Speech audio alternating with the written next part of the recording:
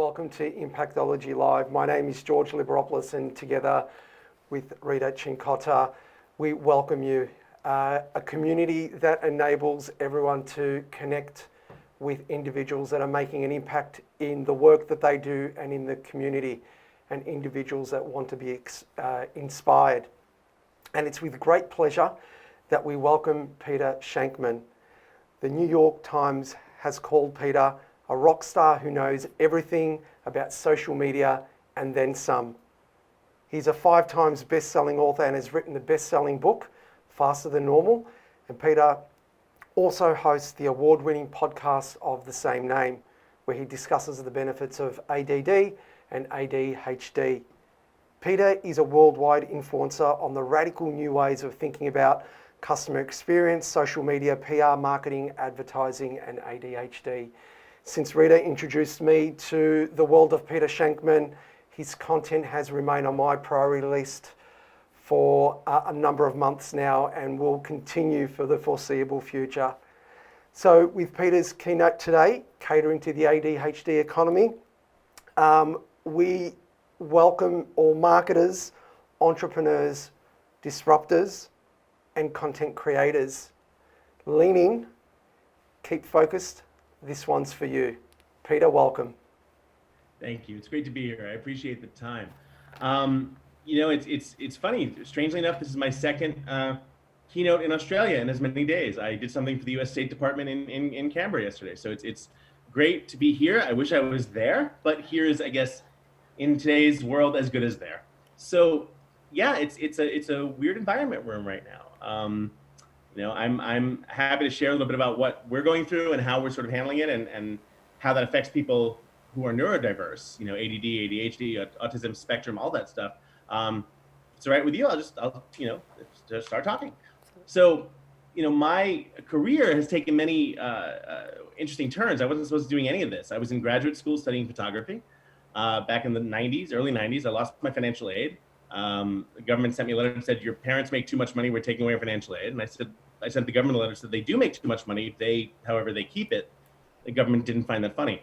So I moved back to New York and I was hanging out in a chat room. I was always an internet geek, had no idea why. I was hanging out in a chat room in something called America Online. And someone in that chat room said, hey, you should submit your resume. You have a journalism degree from Boston University and we're starting a newsroom. I said, great, have no idea what the company is or any experience, but here's my resume, have fun. I learned that sarcasm doesn't translate well online, and I was moved 2 weeks later to Virginia to become one of the founding editors of the America Online newsroom back in the 90s when AOL was the internet. Worked there for years and moved back to New York with this wealth of knowledge about online, right? Anything online. And had no idea what I wanted to do, but knew that I knew more than most people in marketing, PR, advertising because of where I was. So I figured I could just get a job at an agency or at a magazine or something like that, and learned immediately that the way we got to work at AOL, where we could just do whatever we wanted, whenever we wanted, as long as we got the job done, didn't translate to almost any other company. And all of a sudden, I had to come in at 8:30 a.m. and I had meetings at 9 a.m. and I had lunch for half an hour, and it took 2 weeks before I quit. And I realized that I don't play well with others. I started a public relations firm during the dot-com era. It grew very quickly. It was acquired. Started consulting for years, and then eventually launched something called Help a Reporter Out, or HARO, which connect journalists with sources all around the world. It was acquired 3 years after I started it. And I decided after I sold it to take some time and try to figure out why I could do things like start and sell companies in 3 hours, but couldn't remember that I had a date on a certain night and would stand the person up accidentally, or would put the garbage in front of the front door so I would remember to take it out. And a week later, I'd be like, oh, what's that smell? Well, the garbage is still there. Where's the disconnect here? And after doing a lot of research and talking to a therapist, he said, we should talk about your ADHD. And I said, well, what do you mean? I don't have ADHD. He goes, come on. He goes, a blind man would see that you have ADHD. And it was a shock to me. I'd never put 2 and 2 together.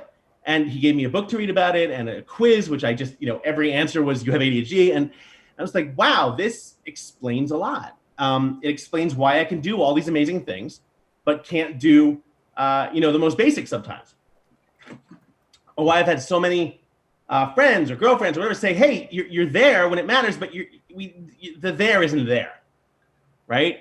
And so I came up with the realization that ADHD simply means a faster brain, and you do everything faster, which is great when you want to start a company, or great when you want to do whatever, but holds a tremendous downside when you have to do basic things that don't necessarily thrill you or excite you or things like that. And over time, I just started realizing that certain things I was doing that everyone always thought was crazy, that everyone would say, oh my God, you're an idiot, why are you doing it this way, whatever, was actually me sort of self-controlling myself, figuring out ways to do things the right way, figuring out ways to, why would I always get up super, super early, like earlier than normal people? Why was I always running in Central Park at 4:30 a.m.? Why was I, why did I do my first ever 5K when I turned like 26, and then couldn't just be satisfied with that, had to sign up for a marathon, right? And so over time, I realized that my success, whatever success I've had, is because of, not in spite of, having a diverse brain, having a different brain than the norm. Looking back on school, I would always get in trouble for speaking out of turn or making jokes and making the class laugh. And what I realized is that, and this only happened in classes that I didn't love, like math or things that I wasn't really good at. The class I was great at, I sat there, wrapped with attention, and got A's. But the classes I wasn't great at, I would always get in trouble. And over time, I realized, now that I'm an adult and I understand it, I was making jokes because every time I'd make the class laugh, that would actually give me a hit of dopamine in my brain, which would allow me to do what? Focus. I was actually subconsciously trying to learn, but doing it in a very strange way. And so all of these, all this realization clicked in my head. And I said, well, there's got to be other people who don't understand why they're so different, why they've had, why their childhood was full of notes home from the teachers to the parent. And so like anything I do, I immediately, I said, well, I should do a webinar about this. And I wrote down the webinar and I booked a webinar time and I launched it and I told my universe all within like 4 hours. I didn't think about it. I didn't say, well, maybe this, I just said, I'm doing this. And 4 hours later it was, done. And I figured maybe 300 people would show up if I was lucky. And I had something like 4,000 people come to this free webinar about how I use my ADHD. And I'm like, okay, this is a thing. And so from there, I decided on a podcast called Faster Than Normal, where we've interviewed CEOs, celebrities, Tony Robbins, Seth Godin, the founder of JetBlue, the founder of DocuSign, musicians like Shinedown, and all these over 200 interviews with people who have diverse brains. And they talk about how they've, the things they've learned and what they do to make it successful. That led to the book. And now I'm a speaker on both customer experience, but as well as the neurodiverse economy. And basically, I've what I do in my life to sort of keep me on track, as it were, I can narrow down to 4 rules that I will give to you, and also to understand that these rules tend to be in, when people realize they're ADD or ADHD, they tend to put these rules into play as well. And so if you're dealing with someone, whether it's a customer, a client, an employee who might have a neurodiverse brain, understand that they're probably living some sort of life like this, and think about that, when you're working with them. First rule is the basic premise of the elimination of choice. When you're ADHD, everything is exciting, right? When you're any sort of neurodiverse, everything in the world is exciting, right? And so I can't tell you how many times I've been with a friend or a girlfriend or someone who said, hey, what do you want? Let's go out to dinner. I said, great, what do you want to eat? She goes, oh, you pick. And then an hour later, she's yelling at me because we're trying monkey brains on the Lower East Side, right?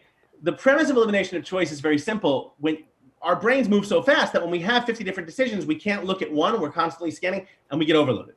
So in your life, eliminate choice as much as possible. I have, in my closet, in my bedroom, I have 2 sides, and they're labeled. One says office/travel, and it's t-shirts and jeans. And the other side says speaking/TV, and it's button-down shirts, jackets, and jeans. My vests, my suits, all that stuff is in my daughter's closet. Because if I had to wake up one day and go into the closet, okay, what should I wear? Look at that vest. I remember that vest. Michelle gave me that vest. I wonder how she's doing. It's 3 hours later. I'm naked in the living room on Facebook. I haven't left the house, right? So you learn to eliminate choice. And the crazy thing is these rules apply to anyone who just wants to get more of their time back in their life, right? I do it because I have to. But it works for people who just say, I want an extra hour. So eliminate choice in any way possible, right? If you have a client or a boss or whatever says, yeah, get this to me when you can, that's the kiss of death, right? Because for us, we need a hard deadline. When you're ADD or ADHD, there's really only two types of time. There's now and there's not now, right? And so if you tell me, hey, get this to me when you can, it becomes the most important thing in my life until the next person says, hey, get this to me when you can. Then I forget about the first thing and start on the second thing. So ask for deadlines, right? If you have a deadline and you can put it in your calendar, it becomes a real thing, right? It's fake until you actually have a time that it's due. Same thing with, you want to lose weight, sign up for a race. If you've paid the money and put it in your calendar, it's real. There's a deadline on it, right? So give yourself deadlines for everything. I don't do anything if that's put in my calendar. My assistant of going on 11 years now doesn't let me put anything in my calendar. She actually took write access away from me about 10 and a half years ago. I tried to put something in and she goes, it didn't work. And I called her. I'm like, hey, something's wrong with the calendar. She's like, no, it's fine. You just have to tell me now. You don't have access to it. Like, that was kind of rude. She's like, you booked 2 dinners on the same night. I'm like, that's not that big of a deal. She's like, you booked them on separate continents. You're done. Right. But it was the smartest thing she ever could have done. I know what I'm good at and I know what I'm terrible at. And so when you have that faster brain, the stuff that you're terrible at, you're going to try to do really fast, like you do everything else, and you're going to screw it up. Give it to someone who's good at it. Outsource as much as you can, right? Tell other people, tell your clients, tell your employees, offset as much as you can the stuff that you don't like to do and do the stuff that you're great at and do it as much as possible. Exercise is key. When you're neurodiverse, a lot of it comes down to having about 25% less dopamine, serotonin, and adrenaline than regular brains, right? Well, you can get that with medication. And I'm not anti-med. I have a prescription. I don't take it often, but I do have one. But I tend to get my dopamine, serotonin, and adrenaline levels up to normal or beyond by doing things naturally, by exercise. I wake up, I'm on my bike or running or swimming or something within 5 minutes of waking up. I have to be, right? I need that hit first thing in the morning. I'm a skydiver, right? I'm a public speaker. All of that, again, didn't realize at the time, but it's all a way to get that brain chemistry working for me, right? If I have a meeting first thing in the morning or if I have a meeting at any time, I will walk upstairs to get to the meeting, to get to the floor the meeting is on, as opposed to taking the elevator, because just that simple act of a few flights of stairs boosts you up. What can you do in your life to give yourself a hit of dopamine, of serotonin, of adrenaline to allow you to focus, right? To allow you to do sort of what you want. Huge water drinker, right? Which is actually one of the reasons that I stopped drinking. I rarely drink because I've gone through a liter of this in about 5 minutes, not because I'm dying of thirst, but because it's there and I do things fast. And it was the same way when I used to drink alcohol. I wasn't trying to get drunk. There was just alcohol in front of me. And so again, learn how your brain works and what your brain processes. And there's a great movie came out in the 80s called War Games. And it was about a kid who hacked into a computer and almost started World War III.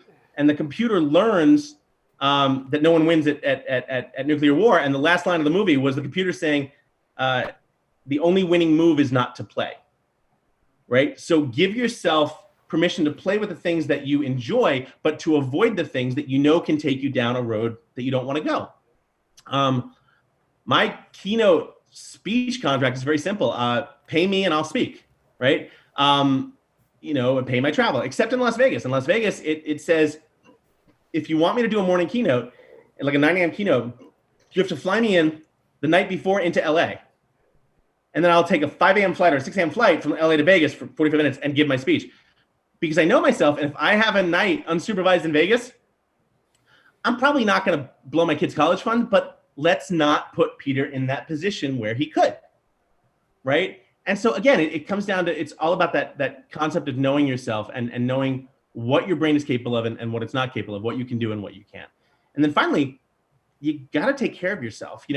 We have entrepreneurs, we have people starting companies. Everyone listening to this has something that they believe is the most important project they're currently working on. Everyone who's listening has, I'm starting this new startup, or I have this new client, and they're all wrong. because the most important relationship you're ever going to have is not with a client, it's not with a company, it's with yourself. And we tend to sacrifice, the first thing we sacrifice is ourselves when we have something we believe is the most important thing to work on. I mean, I remember in college, after college, I used to get 3 hours of sleep a night, and I'd survive on caffeine and sugar tablets. And I thought, oh, I'm getting so much done. No, I was an idiot. What I was doing wasn't good. I wasn't creating the best I could. I wasn't making the best I could. I was doing things that really were mediocre. Once I discovered that I had to take care of myself, that means getting enough sleep, right? And that means, if it's exercise, getting up early, finding the time. We all have the same amount of time in the day. And I love when people come to me and say, oh, I saw that you were, you posted on Strava your workout at 4 a.m. I wish that I had the ability to do a workout at 4 a.m. I'm like, well, you do, right? I'm pretty sure the earth revolves around the sun the same amount of time it does for you as it does for me. It comes down to what do you want, right? What's important to you? I see that you were liking a photo of a car of a friend of yours in second grade who you haven't seen in 30 years, you get your friends on Facebook and you like to start at 1 a.m. Maybe if you were sleeping at 1 a.m., and I'm not judging you for being up at 1 a.m. on Facebook, but that's a choice you've made. You've made a priority I've made a priority to go to sleep early. My kid's asleep at 8 o'clock. I'm out by 8:30 every night.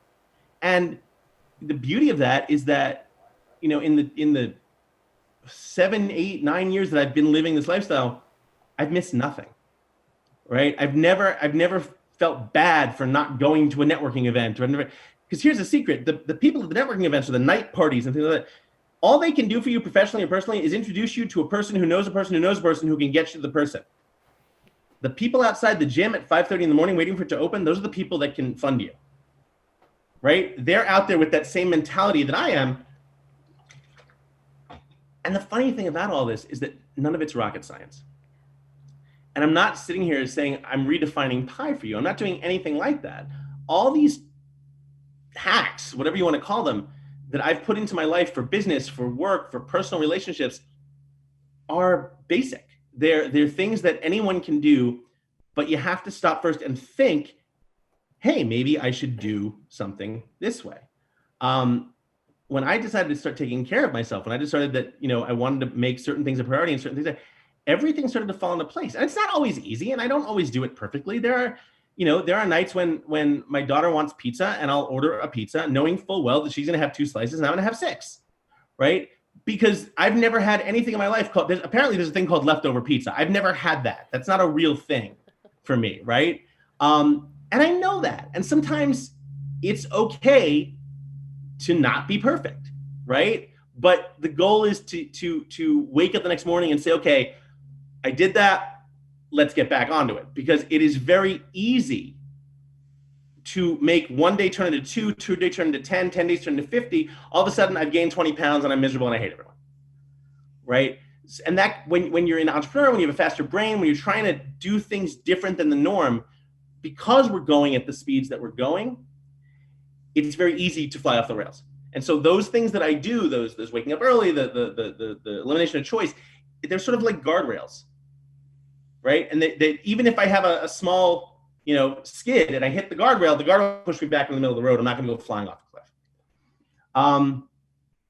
Yeah, I mean, it sounds like, again, I guarantee people listening, well, that sounds common sense. Well, it is, but very few people do it, right? The old quote, the common sense isn't that common, right? And a lot of that applies to business, to work. You said before we get on that you were amazed at how quickly I returned your email and said, sure, I'd be happy to talk. Why wouldn't I? It's the right thing to do, right? The bar from a customer experience, from a customer experience perspective, the bar is so low. Think about your last flight, right? When we used to be able to fly before it could kill us. Think about your last flight and think about how awful it was, at least in America, how awful they are. I'll ask people when I would speak on stage, I was like, hey, who had a great flight? And they go, someone raised their hand. I'm like, well, what made it great? And they're like, oh, we took off on time. We landed on time. I had the seat I wanted. I'm like, okay, that's just called a flight, right? There's nothing special about that. But you were expecting, the full body cavity search at the TSA. You were expecting to lose your seat. The fact that you just had the gate you were supposed to be, there was the plane, you took off on time, landed on time, and you're over the moon. So if the bar's that low, I don't need you to be awesome. I need you to be slightly better than everyone else. And so I'll leave that before I rush to pick up my daughter because they just closed the New York City schools and now we have to do remote again. I'll leave you with this. My favorite joke. Two guys are in the woods. They're in a trail run. They're training a trail run. They're in the woods and they see a bear and they freak out. And oh my God. And the bear sees them and he starts to raise his claws. The guy's like, we're dead, we're dead. And the first guy leans down, he tightens up his running shoes. And the second guy says, the hell are you doing? You can't outrun a bear. And the first guy says, no, I just need to outrun you. Right? All I need you to do is be slightly better than what's expected. And for me, you know, those rules, those life rules that I have allow me to do that. And I welcome to continue this conversation. I love talking to people. I think it's fun. I'm at Peter Shankman on all the socials. I welcome the conversation to continue at any point.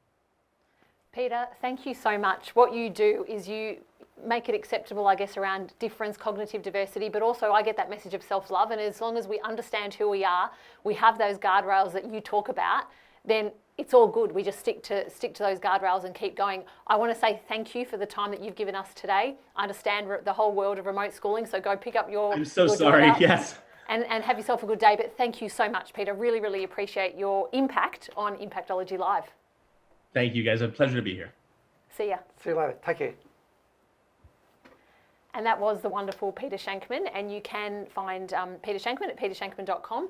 As we said, Peter is very responsive, so if you do want to connect with him, please go ahead and do so. His book is called Faster Than Normal, and I can't recommend it enough. It was a life changer. It helped me understand more about myself, but more about others. And Peter has some really fantastic productivity tips in there too. Even, you know, if you don't have ADHD, but you think that your brain sometimes does go a little bit faster than normal, it helps you to regain that focus. We're on back at 11 a.m. this morning, and we have the wonderful Rana Hussain who's going to be joining us. Rana is a diversity and inclusion expert. She has very, very close ties and associations with Richmond Football Club. So if you are a Richmond Football Club fan, please join us. And even if not, join us. It's going to be a great conversation with Rana at 11. See you then.